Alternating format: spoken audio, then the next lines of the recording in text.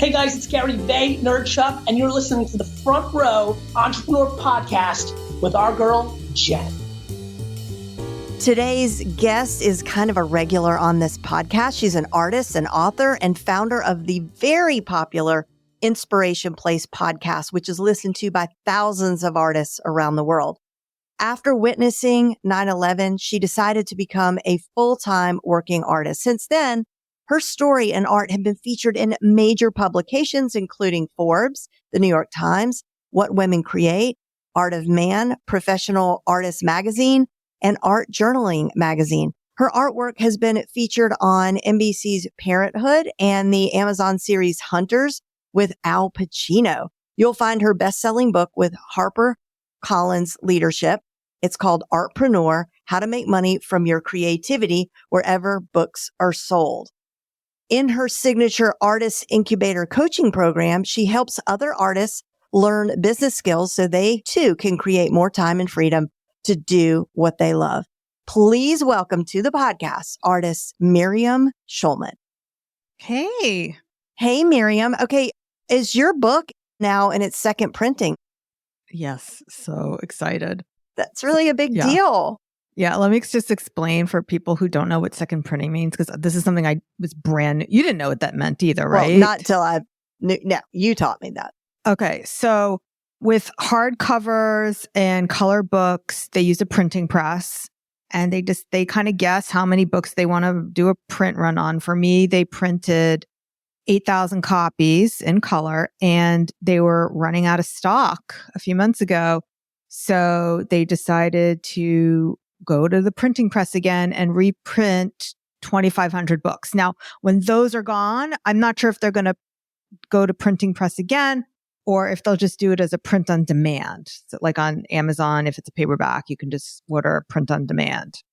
So cool. And while we're talking about that, I was going to save this for the end of the show, but I'm going to say it now so nobody misses it. So if you leave an honest, sincere 5-star review for this podcast over on iTunes, I am going to send you a free copy of Miriam's book so we could get her into the third printing. What? Okay. Yes. I want to do that. Honestly, Miriam, it is such a good book. We're going to talk about your book. We're going to talk about lots of things, but since we started with that, let's stay here. So the book is called Artpreneur and it's for artists, but honestly, it is the best all around marketing book. I have recommended it to so many people who are not artists because it's just you cover so many fundamentals. And then also you really have a lot of, profound insights on things that I think a lot of other people in this industry have missed. So while we're talking about the book, I want to pull some of the things out of there that I think really apply to everyone. You have this whole chapter that is all about starting before you're ready. That's a principle that I've always felt strongly about because I think so many people just wait for everything to be perfect. And that's a bunch of wasted time. But I mean, not that you have to summarize a whole chapter, but let's start there. Okay. I love this because really what's going on with most people is they're afraid of failing, or sometimes, by the way, they are afraid of success. But either way, what they're imagining is a negative outcome in the future. So in order to avoid that negative outcome, they think, well, it's not ready yet, or I don't feel ready. And the problem is readiness just isn't even a feeling. There's a quote that I absolutely love. I forget which artist said this, that good art is never finished, only abandoned. And Jen, what you were saying earlier about this isn't just for artists. My publisher made a point of they didn't want me just and my agent as well. She didn't want me just talking to painters. She didn't want me just talking to fine artists. They wanted to make the book general enough that it could apply to anybody who has a creative product. Well, once you do that, then anything can stand in for what you're creating. Then it's like you're creating a sales page, or you're creating, a coaching program, or whatever it is you're putting out in the world, that it's coming from your imagination. As entrepreneurs, we are creating things from our imagination that didn't exist before. So in that way, we are all creatives. Absolutely. Absolutely. So what about this starting before you're ready? Yeah. So Absolutely. Like everything that I've ever done, I've always done it before I really felt ready to do it. Like the podcast. I remember your podcast started just because you had heard a bet with Gary Vaynerchuk. Isn't that right? Yeah, They were like, he was like, anybody who starts a podcast right now, I'm going to come on their show, but you have to start it right now and upload 3 episodes. So that's how mine started. I absolutely had no clue what I was doing. But what is the benefit to that as an entrepreneur? I mean, for an entrepreneur, if they really don't have everything already figured out? Okay. One of the things that comes up in my world over and over again, but I can also show how this works in just the general business world, is artists will say to me, well, my style is evolving. Shouldn't I wait until it's fully evolved before I start marketing it? Or they'll say to me, how do I know if my art is marketable? And the only way you're going to know is if you start marketing it and getting feedback from it. But it's also true in the business world. And Jen, I know this with you all the time. You're always doing like your beta version and to a small group, you see what the feedback is, and then you iterate. And when I talk about an artpreneur, is I liken it to the Disney princess movie, Sleeping Beauty, where the fairies take the little baby and they bring her to the woods and you don't see her again until she's a fully grown, beautiful princess. We never saw puberty. We never saw the pimples, none of that ever happened, right? Like that awkward stage that we all go through. Yeah. But here's the thing is us artists, us creatives, us entrepreneurs, we just want to hide our business baby away and not take it out until it's a fully grown, beautiful princess. And you have to love your baby now. You have to love your baby as it's growing up, as it's evolving. And that's the only way you can know what's working is if you put something out so you can get feedback. Yeah, that is so true. And you could just, and sometimes you need to hear it from other people, but here is the fact. 90% of the time, that first iteration is going to be garbage. Whether it is your first podcast episode, the first time you live stream, the first time maybe not. I'm just saying the point is like nobody is good at something the first time you do it. The first time you put on roller skates, you're not a great roller skater, right? Like, so it's sort of like coming to terms with the fact that it's probably going to stink and you're going to hate the way your voice sounds the first time you hear it. And you're going to hate the way you look on video. Most people tell me they do. I mean, it's just, that's sort of like part of the human condition, but it's just necessary. The good news is in this world that we live in with so much noise is that when you do decide to finally do that TikTok, it's not going to go viral the first time Right. and nobody's going to see it. When you launch your podcast, you're not going to have 50,000 listeners. So the beauty of that is that as you grow, your audience grows. And by then you're going to have it pretty much figured out. So I had this with my book. So I was pretty motivated and I didn't have like any kind of inner demon problems when I was going after the publishing contract, the agent, all those things. But once I signed the contract, oh my gosh, it was really paralyzing to me, like with all the creative anxiety. And what really set me free, Jen, is I had a podcast guest, because, the podcast is really so we can get free coaching, right? Absolutely. Okay, 100%. Okay. So I had Dr. Eric Maisel was on my podcast and I was talking to him about this. And I was saying, well, I understand the concept of shitty first draft. And he said, Miriam, you have to be willing to embrace shitty first book. And when he said that, that is what set me free. So my book isn't shitty, but the thing, I'm very proud of what I do. But if I was waiting until I don't know what I was, trying to be Brene Brown or what the heck I was trying to be, look at the 8,000 people who have benefited from the book so far. They would have missed out because I was trying to write, the book that will be the next Julia Cameron and reach the millions or whatever. So you have to just put out there something because it's going to help people, even if it's not perfect. Yeah. And I love something you said in your book about confidence was, you said, I procrastinate because I lack confidence. And you said to this client, no, you lack confidence because you procrastinate. Right. So the very definition of confidence, if you look it up in the Googles or dictionary.com or whatever, the very definition is self-trust. So every time you don't do what you say you're going to do, in other words, you procrastinate, you are eroding your self-confidence. And if you want to increase your confidence, it's very easy. All you have to do is follow through with your commitments. Because every time you do what you say you're going to do, you're going to increase your self-trust, which will increase your confidence. And it's not about the result. That's the good news. It's not about the result.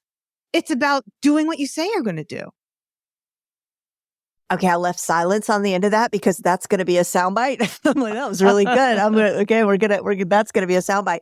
How does this fit into, you just planted the seed in my ear. I know nothing about it, but does this feed into what you hinted at earlier about the belief triad? Does this fit in there at all?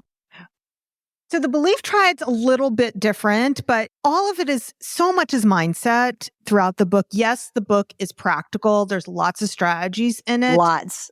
But we both, and sometimes I like to joke that the book is a self-development book in disguise as a business book for artists. Yeah, I think that's true. But there are tons of really practical, tactical information 100%. in there as well. Yeah. And this is one of them. So it's both mindset as well as practical. So the belief triad there's 3 parts. And the first 2, and they sound very banal and cliche, and that's, Jen, you got to believe in yourself and you got to believe in your product or your art. But what all those gurus leave out who are pushing that self-belief, just believe in yourself and raise your prices, is you have to believe in your client. You have to believe in your customer or your collector, whoever it is. So that's what's usually missing from people's belief systems that can sabotage themselves. And let me just illustrate this for you, Please, Jen. yeah. So if you were going to buy a painting from me, that's $10,000. You're not trying to decide, Jen, if my art is worth $10,000, if I'm worth $10,000. What you're trying to decide, what's behind that purchasing decision in your mind is you're trying to decide if you want this painting, you're trying to decide if you, Jen, are worth investing $10,000 in. And this is even more true when we're talking about selling things like coaching packages, weight loss packages. Does the person believe in themselves and believe in the result that you're offering? And if you, as the seller of that, have any doubts about your customer or them getting the result, you will sabotage that sale. They will pick up on your uncertainty, and the brain hates uncertainty. So what does that look like, Miriam? If I don't have, let's say I'm on a discovery call and somebody is interested in working with me one-on-one. Here's my favorite example. All right. In the movie Pretty Woman, when Julia Roberts, I'm just going to go through the plot points in case people don't know it, because you and I know it, but Julia Roberts is a hooker and Richard Gere wants her to dress very nicely. He hands her the gold cart. He says, go shopping. She's still dressed like a hooker. She goes to Rodeo Drive and the mean salespeople won't wait on her. Why? Because they don't believe that she has the means to pay for it, right? They don't believe in her. We all think we're not that mean salesperson, Jen. But how many times have you offered the smaller package to somebody? Mm-hmm. Or have you thought they're a tire kicker? Or you've had any of these negative thoughts? Now, they're all coming from our own insecurity when we're having negative thoughts about clients and customers. So when I get on a sales call or when I'm selling a piece of art, I have to keep reminding myself, I love my customer. I love my buyer. You have to love them. You have to believe in them. You have to believe in the result. That's so good. And it's so true. And it takes me back to a long time ago when I was getting some coaching from Todd Herman. And I was saying something like, I was trying to price a course and he suggested maybe a price. And I was like, no, my avatar, no, they can't afford that. They can't afford that. And he said, it's not up to you to decide what people can afford. You have no idea what people can afford or they can't afford. Like you're looking at it through your own lens or whatever. But That really stuck with me. It's not exactly what you're saying, but kind of. It's selling from your own pocketbook. Right. Ooh, good one. Huh. Another bumper sticker for Miriam Schulman. Selling from your own pocketbook. One thing that I go through in Artpreneur, and I have a whole table of this, is the overcoming objections chart. And the whole point of that chart, Jen, is not to get a yes no matter what. It's to understand what may be going through your customer's mind when they're presenting objections to you. Because when you can step into compassion for where they're at, that's when you can more lovingly close a sale. Wow. That is so good. And I definitely think everybody needs a little more confidence when it comes to closing the sale, not just artists. I mean, artists are sort of famous for not being able to sell, but I think that's the myth. The myth. Yeah.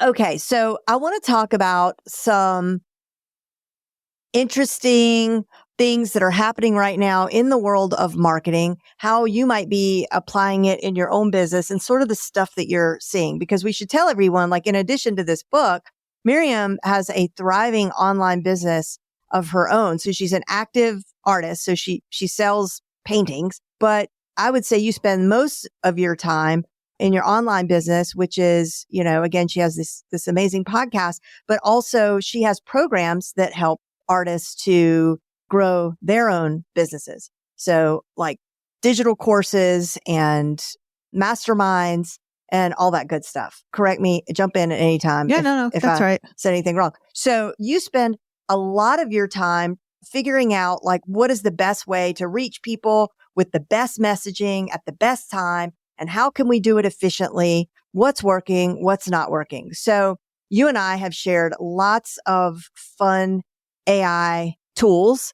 So let's start there. Like, are there any AI tools or any AI stuff that you're doing right now that people should know about?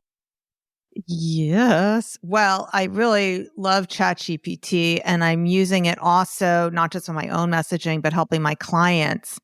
And if I could say one thing about it that most people get wrong is they start from scratch too often when they go to Chat GPT, and that's when they come back with basically garbage, generic stuff. Mm-hmm. Do you know what I'm talking about? No, 100%. Yeah. So what I work with my clients and what I do myself is you really have to prime the algorithm with everything very specific to you and give ChatGPT something to work with. And that's when it really works the best, is when you're using it to iterate for something better. So. Right. Like educate it a little bit on who you are, what you do, have it ask you questions about what you are and what you do, right? Like that's the famous prompt right now. It's something like, I want to bring you up to speed on what I do. So ask me all the questions you need to know to give me the best content that you can create for my business. So then Chat GPT asks you 20, 30 questions. Then you answer all the questions and it knows a little bit about your business, and the conversation lasts forever. I shouldn't say forever, but the conversation is there. And it gets better all the time, the more information that you give to it. But I'm loving even more. I didn't know that, actually. So yeah, I mean, I'm glad you told me because I didn't know that. I actually create a different thread for each of my clients. So whenever I'm helping them, I'm always going back to that same thread where I store everything. But I love what you just shared. My favorite tool right now is Claude AI. Have you been using Claude at all? No. What is Claude? Okay. Claude is like Chat GPT, but better in the sense that it is current data. So it's been trained up until now, and you could put in larger amounts of text.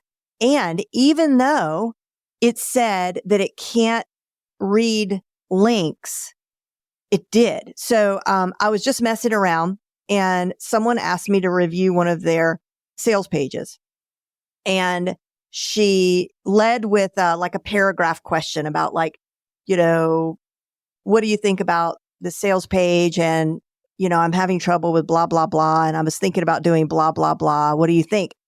Link to sales page. I copied and pasted the whole thing and just plopped it right into Claude. Claude did go to the link. So it crawled the link and was able to. And looked at the whole sales page and gave me the most incredible, like realistic and helpful suggestions that my mind was like, I couldn't believe it. So I'm loving Claude AI, and I've made a little folder on my browser, on my bookmark bar, that is AI. And every time I find a really good new tool, I just slide it into that folder. Because the other thing I recommend doing is, and I'll put the links to these in the show notes, because of course I don't know them off the top of my head, but there's about 3 AI, really, really good AI newsletters that I subscribe to. And it's nice because they're condensed, and it's in bullet, you could scan it. You don't have to sit there and spend 30 minutes reading it. And they'll list about 3 or 4 really helpful, useful AI tools or Chrome browser plugins that are AI, or, whatever. It's all about automation and AI, and it's just amazing. And if you're a AppSumo person or a product hunt person, God, I have such sympathy for those people over there, because it almost feels like an infinite number of new tools every day. I mean, thousands of new tools. I don't know how the App Store is keeping up, how the Chrome Store is keeping up. Like, these tools are just like, remember that episode in Star Trek? What were those things called that just you added water and then they kept reproducing until... You mean Gremlins? No, it's like Gremlins. Gremlins copied this Star Trek episode. Yeah, I'm not a Trekkie, so I don't know. Well, I'm not either, but somebody. You went to MIT, so it just seems like that's so I should. Yes, you should know all the Star Trek episodes. No, I'm a Potterhead. Okay, all right. But you know which tool I love that you turned me on to? I used it today, is play.ht. Oh, I haven't used that in a while, but talk about that, because it's super cool. All right. So I am planning my Halloween episode, and here's how I use Play. And I use these tools very creatively. So it's not like this is hampering creativity at all or replacing me as a human, as a creative being. So I have my Halloween episode, and the first thing it's me talking. And the first thing I want to do is I want to read an email from a customer. So instead of me reading the email, I plopped his email into play.ht, and play.ht is basically, you can pick from how many voices, tons of voices, with male, female, whatever accent you want. And so I love doing this because it adds texture to my podcast. And then the other thing I use it for is, since my book's out, I like to have the Amazon reviews read on the show, but I really never liked it when I hear other podcasters reading reviews, like they're reading their iTunes reviews or their Amazon reviews or whatever. So I have the robots in their like British accents reading Amazon reviews as commercials on my podcast. And it's just so much more fun that way. And I think it just adds a different kind of texture to the show. I love that idea. And we should add that, like, these are not your robot voices from even 6 months ago. The quality of these voices, you really would never know are AI. And even you can reproduce your own voice by uploading about 45 minutes of your own voice talking, and it will clone your voice. And I have used this in situations where I have not been able to do my flash briefing, and my team will take the script from the flash briefing, plop it into play.ht, use my voice, my synthetic voice. We do tell the audience that it's fake Jen is what we call it. And we've used that when I've been on vacation, because in the past I would just play a recording for a week that just says, the flash briefing will be back next week. Not ideal. So now, I'm able to be there and not be there. So it's really quite incredible. Do you know you can do that with video now too? Shut up. Well, like with your face? Yeah. What? Tell us the yeah, I haven't. Okay. It's called Hey Jen, and Jen not spelled like your name, but like generate a lead. Oh, okay. So Hey, Gen. Uh-huh. And basically you pose in front of it. And so you can literally just type in your VSL and it will generate the voice and the video of you. VSL means video sales letter. Yeah. Okay, that is. I have to try I'm looking at it. This is amazing. Because you know how many times I don't do a video because my hair doesn't look good? Yeah, today, for example, for me, I'm like, I was supposed to do a video. I did my hair for you because I thought we were meeting on video. I'm sorry. That's okay. I don't do video podcasts. I find it distracting because I'll use a lot of hand motions and then the listeners don't know that I'm flipping you off or whatever I might be doing in that. Okay. So, no, this is really cool. And we have used a fake person, like an avatar, to do a video, some training videos, and they were really pretty good. I mean, it definitely looked like a real human. The mouth, it was a slightly bit off from the mouth movements, but I mean, it's so good that you figure in 6 more months, this is going to be, and audience, listen, we understand also the dark side potential of 100%, all of this, right? As you're saying this, I so miss some of my favorite shows because of the writer's strike. So I totally get why the actors and writer and I feel guilty. I know. I feel guilty for all the reality TV I watch and that I don't even, No, but it's right.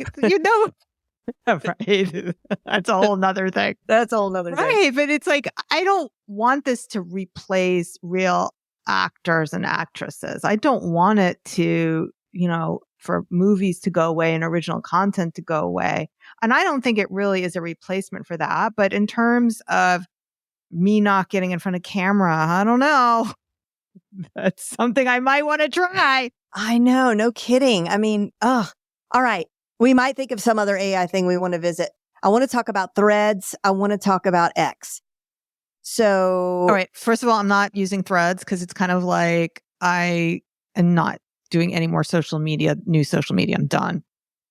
I'll talk you out of that. And then X, I am absolutely not using Twitter anymore because of the anti-Semitism that is all over that platform.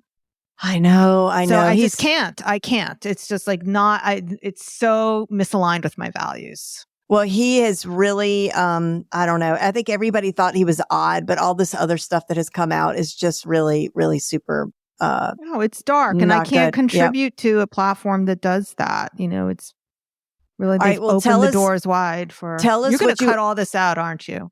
No, I'm not going to cut it out. It needs to be, I never cut anything out. Are you kidding me? No, it's totally staying. It's true. It's true. I can't leave yet. He's going to start charging across the board for people to use it.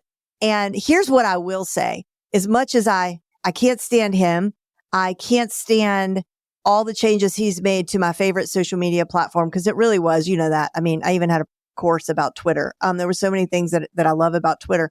But what I will say is that at first I was like, really, he's really crazy. He paid $43 billion for this and he's just completely, cutting it off at the knees and it's going to be completely bankrupt. And that's what everybody thought. And he laid off all the workers. But actually, I mean, if the world has learned one thing about this guy is not to underestimate him. And I really am not trying to say anything positive about him. So I don't want it to come out positive. I'm just saying, as a matter of what I think is more matter of fact, is that what he's trying to do is to create an everything app like WeChat in China. And so he's making all these changes. It won't even be recognizable as the Twitter that it once was. And I think if anybody can pull it off, it will be him. I'm not saying I want to be a part of it at that point. I'm just saying that's a little bit of news of what's happening in the moment. Let's pivot a bit and talk about what you are using in the way of digital tools for your marketing and what's working. YouTube, Reels, email marketing. And we want to hear.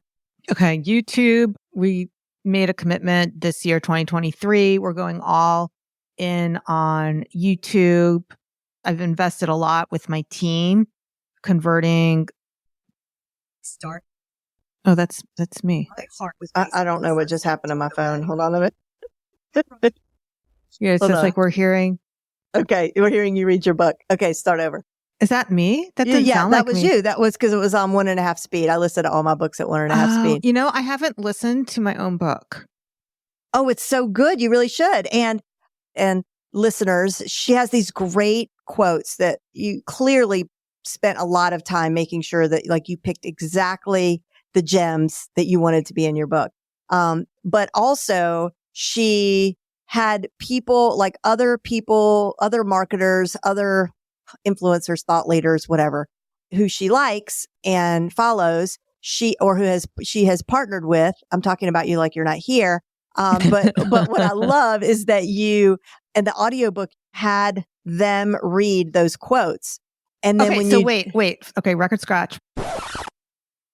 What I did was when I was writing my book and I knew I wanted to somehow ego bait influencers. So I knew I wanted to use the quotes for them. But then my publisher was warning me. She was like, you got to be very careful about using people's memes or quote grams, things that they say, because who knows, it could actually be Maya Angelou who said it, not Rachel Hollis or whoever, right? Right. So what I did was when I wrote my outline for my book, and let's say I'm talking about email marketing, I'm like, okay, who's come on my podcast to talk about email marketing?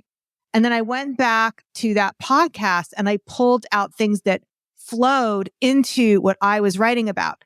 And then when I went to record the audiobook, we pulled those audio clips out of the podcast to incorporate them into the audiobook. So we had to get everyone who we were including to sign off on it too, like legally. Since we were selling it as a product, they had to give us permission to sell it without them benefiting monetarily. And yeah. Can we go back to the brilliance of the ego baiting? And can you just talk about that? Because that alone is like, whether you want to self-publish, you want to go with a traditional publisher, this is just really, really smart. Can you talk about that? Yeah. Okay. So it is a smart idea that I didn't come up with. I did remember hearing somebody else, and unfortunately, I can't remember what her name is, Ashley something. If you want, I can find out later, Jen, if you want to include it. But yeah, sure. Somebody else was talking about how the promotion of the book starts when you write it. And I saw other people do similar things where they include case studies of other influencers. And so when I was quoting other influencers in my book, and I'm not talking about the quote that goes right before the chapter, I'm talking about like as the content inside the book, what I'm really talking about. Now, when I went to go and seek out endorsements, I said, hey, Todd Herman, you're included you're quoted in chapter 11 of the book. Would you like to endorse my book? So smart. Did it work? Yes, it did. Yeah. So it worked through the people it was going to work on. Let's put it that way. Right. Oh, I love that. That's great. Okay. So you're going heavy into YouTube, committed to my own podcast. We are very heavy social media advertisers. So Facebook ads primarily and Instagram. Instagram and Facebook, correct, and wherever it is that they show. You really need, when you're doing Instagram advertising, even Facebook advertising, both, whenever people see your ads, the first thing they're going to do is they're going to go to your profile and check it out. So you better have good stuff on your profile page. You can't just do social media advertising in a vacuum. Mm-hmm. So the content is important for them when they come to check you out, to see those authority pieces that are there, to see that you are consistent and doing all the things. And the primary way I love to use social media platforms, and I tell my clients to use it this way as well, is to be social and communicate and connect. That it's way more important to spend your time connecting with and creating clients and customers than it is to be creating just content. Okay, let's pause there. And on that note, send a DM to Miriam on Instagram, and she is at The Inspiration Place. No, it's at Schulman Art. Oh. Yeah, which is hard to spell. I know. SCHULMAN Art. Okay, so send her a DM. Send me a DM. Also, not easy. It's JEN_LEHNER. Send us a DM right now and tell us if you're listening. And that's something that you do on your podcast, is that you get people to reach out to you in the DMs on Instagram. Why do you do that? Yeah, I do. So there's a couple of ways that I use it. One way is if you DM me the word believe, you being the listener, I will send you chapter 1, Choose to Believe, absolutely free. Now, the first part of that is handled by the robots. But if you do send me a personal message, I do answer it. Well, I like the robot answer very much. I think that's well, here's the thing that was happening. This is why we use robots, is because I found that I was using the same canned responses and canned things all the time. And people are asking me, is this a robot? So then if people are accusing me of being a robot anyway, I might as well automate it. One. Yeah. Right. But I do answer. If you send me something personal, I will respond personally. Okay. You have your this bot set up through ManyChat? Yes. Okay. That's ManyChat if you've never heard of it, but it's so great. So people text the word believe to Miriam, and Miriam says, do that. And I'm going to send you this. What's the gift that you give them? The chapter 1. Chapter 1, absolutely free. But also, if you're a fan of Jen, then you're going to love to see this automation at work, because it is a work of art. This one, ManyChat automation for the chapter 1. It's a beautiful thing.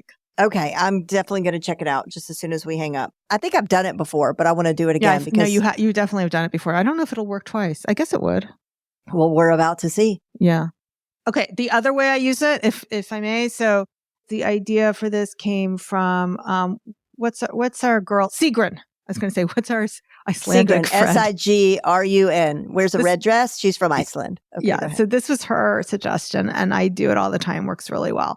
So whenever I'm doing a webinar or my boot camp, or even when I'm on a summit, I choose a keyword.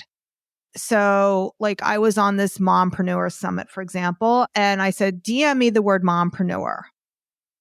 And that way, everyone DMing you that word, where they came from. Now, you smart. can set up automations also for this. So for some things we do, like we have an evergreen funnel where I ask them to DM a keyword. I'm not going to say what it is on the air, because then people like send it. Right. So if I have a webinar keyword, I do have an automated response from ManyChat. Like an hour later, it says, hey, thanks so much for watching. Do you have any questions about my program? Oh, it's great. So what I was doing before is I was automatically just doing that same canned response. So that's like, no. Just if you're acting like a robot, just automate it. So you're having them send a keyword. Where did that fit in the webinar? And then how does the bot? It's at the beginning. So during the time where you're asking them to, right before you tell them to eliminate distractions, that's when I do it. So before the eliminate distraction slide, I say, okay, I really want to connect with you when this is over. So just take a moment right now, take out your phone, DM me the word, whatever the keyword is I made up for that thing, and I'll connect with you after this is over. And then I can't remember if ManyChat allows you to set a time. Yes, it does. Oh my gosh. Yeah. So you don't want to do it while you're on the webinar. No. So you they'll be distracted. Yeah. So it's like an hour later or whatever you want it to be. Okay. Right there. This is why I have a podcast. So I know, right. So that we can get I can get free marketing. That's advice, right. at that level. Like that is so good. You guys, if you have an evergreen webinar. And you know how many people who sign up for your webinar never follow you on Instagram? So in order for them to DM you, they have to follow you first. Actually, they may have changed that on Instagram. That's something you can check. But it used to be that you couldn't DM somebody unless you were following them. So all those people would follow me too. So I would get like hundreds of new followers too.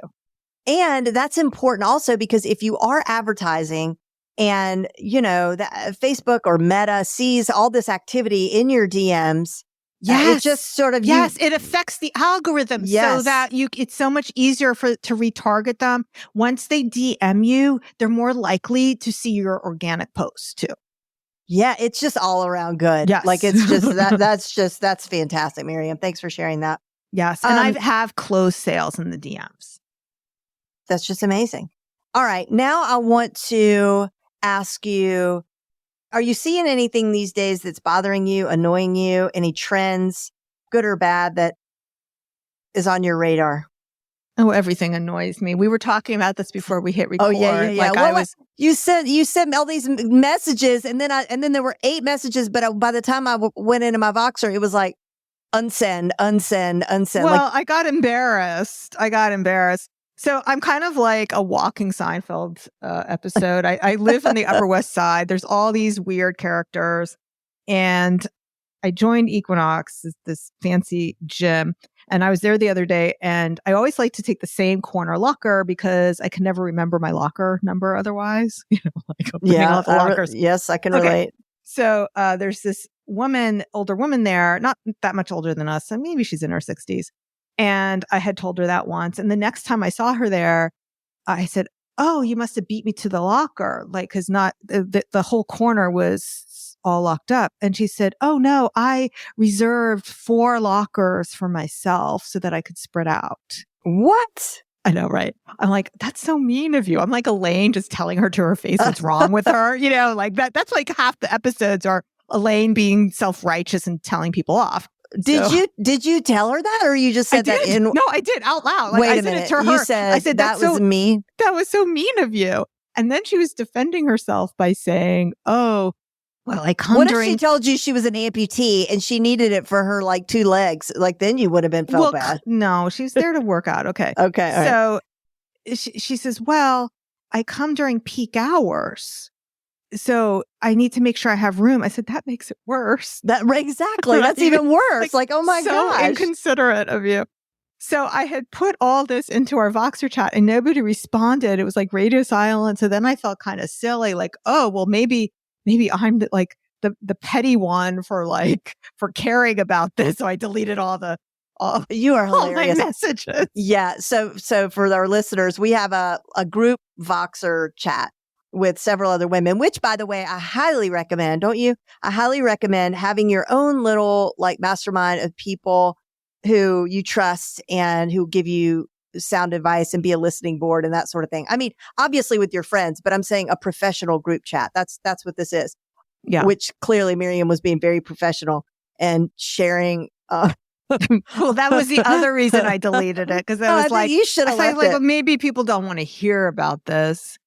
No, I would have loved it. I just didn't. I got there late, and then everything was gone. Now, the women in this Voxer chat are the only ones I'll listen to audio messages. And the thing is, with Voxers, you can speed it up inside the app if you want to, and you can pause it. But one of my pet peeves is when people send me audio messages, either on my DMs or on text, because you can't pause them, you can't speed them up. And I never know what they're going to be. And it actually gives me anxiety to see like voice messages in my inbox. I feel like it's a one-way convenience for the other person. Maybe that's why I like sending them, but I don't like receiving them. It's because I just do not like typing on my phone. I'm not good at it. You can do a voice. Oh yeah, I can. But you know what? That ends up more times than I can even tell you. I've gotten myself into so much trouble because I do voice to text and then I move on to the next task. And that phone is transcribing every word that I'm saying in the next conversation. Like, oh, that's happened to me. Oh my gosh. And then it's like, oh, wow. I mean, if I would have sent that would have been the end of me. Right. It's just, I don't know. I guess I could do that, but I won't send you any voice messages. Okay. But, so I'm an Enneagram 8, and on the Enneagrams, that's the one that gets pissed off. So pretty much that's my like go-to. I'm always pissed off about something. Well, you don't strike me as that. I mean, you don't strike me as always pissed off. You're a keen observer of life. Okay. And I just am that's in awe that you. No, that's true. But I am in awe that you told that woman to her face that she was being a jerk. Well, because it was my corner too. And you better believe I went to the gym today. She had chosen a whole different bay. She's staying away from me. She's afraid of you. That's right. No, watch out. Here comes that Miriam lady. It reminds me of the old ladies at my gym who I like to be on the front row, as you know. And definitely if I'm taking a workout class, I need to be on the front row because I want to watch all the moves so I can get the moves. So I get there early. It's not like I like elbow my way up to the front. I get there early and then I will plant myself front and center right in front of the instructor. Oh man, that really makes people mad because there's some of these women who have been going to the gym for 30 years and that's their spot. It's like their Right. unspoken spot. And I respect that to some degree, but like sometimes it's just a little bit ridiculous. And I feel my heart beating really fast. Like I'm going to get a dirty look. But then I'm like, look, nobody owns these spots. No, it's whoever gets there first. And that's like the thing with this woman.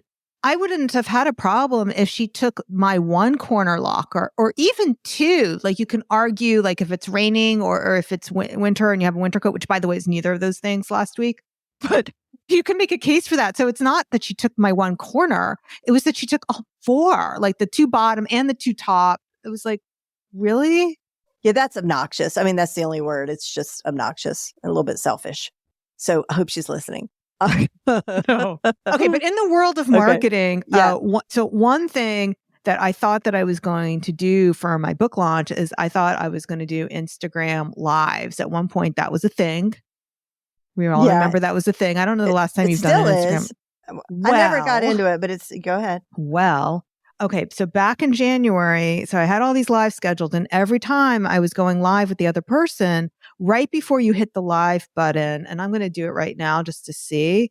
So right before you go hit the live button, Instagram tells you how many of your followers are on the platform, not live, but actually on the platform. So back in January, the most I ever had was 65, not tuning into my live, let's be clear, but available to become live. And I have 27,000 followers. Yeah, Jen, right. Would you like to take a guess right now in, I don't know when this is airing, but we're recording September 2023. How many do you think are active right now? And we're recording in the afternoon. I don't know, but I just went live. I'm live right now. And it did not. It's not 65. It didn't tell me. It didn't give me that number. There's probably nobody. Okay. You want to know how many are active right now? 15. Yeah. 15 people. That's it. But do you trust? And plus it lives there. Doesn't our lives live on? So I think it's still worth it. Well, you don't think so? I'm too self-conscious when there's no one showing up to my live. Like, hello, and leave a comment if you have a question. And then the format, it used to be that the live automatically went into your feed and everything stayed, like the comments stayed there. And the way it works now is that you have to reshare it and it like kind of starts from zero anyway. So you lose that juice. Oh, okay. Yeah. So it's kind of a disappointment. Are you doing Facebook Lives? No. Are you doing, you're doing Reels? I told you before we hit record that this would be a fail. Like if you wanted to ask me about what I'm using. It's not a fail because this helps people. For one thing, it makes people feel better about not being all the places. I tell people that it's more important to spend 10 hours connecting and talking to potential customers than it is spending 10 hours creating content. The person who spends 10 hours like not being Sleeping Beauty, but hiding in the woods until you're perfect, getting your, logo and your soundtrack and all that stuff perfect, but actually going out in the world with your pimples and talking to people, that's going to be a more successful entrepreneur than the one who's spending the same amount of time creating content for the Zuckerverse. Okay. Well, I have to weigh in here and say that I agree with that, except I think you can have both. I think if you have a team creating content for you, that frees you up to go out and do the important face-to-face connections with customers and clients. 100%. Because whenever I say that, people call me out on it. They're like, well, aren't you talking to us on a podcast right now? And how does that happen? Right? Good point. Good point. So yes. And I even said so earlier, if you're running social media ads, they can't show up to like this empty storefront, like or whatever, the diner with no cars in the driveway. You have to have something going on that platform. So yeah, the bulk of my investment goes into monetizing it. So, well, whatever you're doing, it's working. Yeah. So is there going to be a book number 2? Oh, you know what? It's kind of like after you have a baby and you have amnesia about how hard the trip was the first time. Oh, right. Yeah. So, yeah, maybe. Yes. I'm thinking about doing one more on creativity. Oh, will you stay with HarperCollins? I don't know. It depends if they're interested in my new topic. So the acquiring editor is the editor who makes the decision that, yes, we want to publish this book. And usually they have to go to a higher up and get the monies and all that. So Sarah, who was my acquiring editor, they closed my imprint. So they closed my branch of HarperCollins. So she's no longer with them. So I don't have kind of like a cheerleader over there, but the book has done well. So I mean, the dollar bills are the cheerleader. Yeah, so that's true. Yeah.